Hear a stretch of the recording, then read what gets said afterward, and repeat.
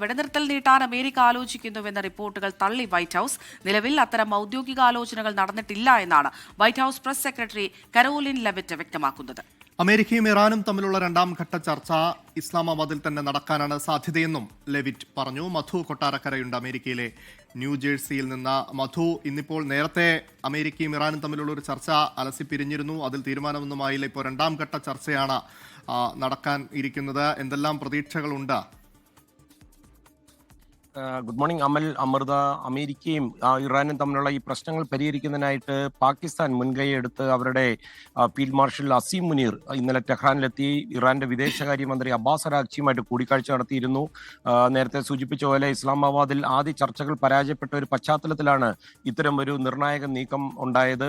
ഈ ടെഹ്റാനിലെത്തിയ പാക് പ്രതിനിധി സംഘം അമേരിക്കയിൽ നിന്നുള്ള ഒരു സന്ദേശം ഇവരുടെ കൈവശം കൊടുത്തുവിട്ടിരുന്നു. ഈ സന്ദേശം ഇറാൻ ഭരണകൂടത്തിന് കൈമാറിയതായിട്ടുള്ള റിപ്പോർട്ടുകളും വരുന്നുണ്ട്.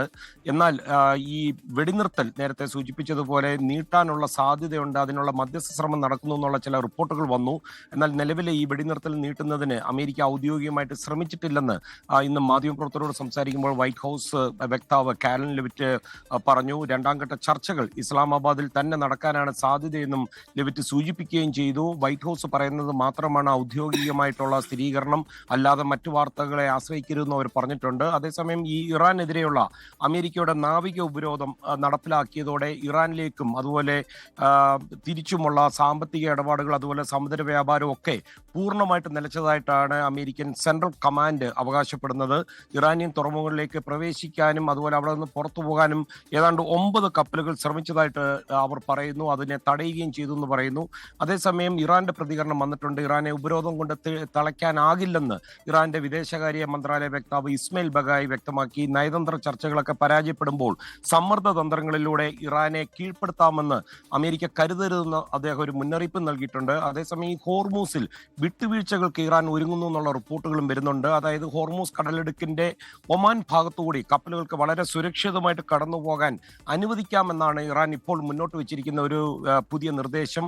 സമാധാന കരാർ ഉറപ്പാക്കുകയാണെങ്കിൽ ഈ കപ്പലുകളെ ആക്രമിക്കില്ല എന്നും ഇറാൻ അറിയിച്ചിട്ടുണ്ട്. അതേസമയം ഇന്നലെ ഒരു സുപ്രധാന ചർച്ച നടന്നു. ഇറാനും അതുപോലെ UAE തമ്മിൽ ഉന്നതതല ചർച്ച നടത്തിയായിട്ടുള്ള റിപ്പോർട്ടുകൾ വരുന്നുണ്ട്. UAE vice president Sheikh Mansour bin Zayed Al നഹ്യാനും Iran parliament speaker Mohammad Bagher ഗാലിബാഫുമായിട്ടാണ് ടെലിഫോണിൽ സംസാരിച്ചതെന്ന് ഇറാനിയൻ മാധ്യമങ്ങൾ തന്നെയാണ് ഇത് സ്ഥിരീകരിച്ചിരിക്കുന്നത്.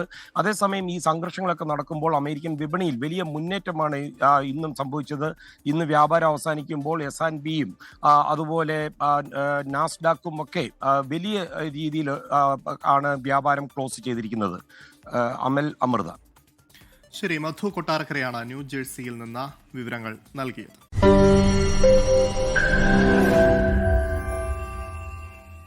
ലോകത്തെവിടെയായാലും ഏത് സമയത്തും 24 വാർത്തകളും ഓഗ്മെന്റഡ് റിയാലിറ്റി പാക്കേജുകളും എക്സ്പ്ലെയിനറുകളും വിശദമായി കാണാൻ ഞങ്ങളുടെ യൂട്യൂബ് ചാനൽ നിങ്ങൾക്ക് സബ്സ്ക്രൈബ് ചെയ്യാം.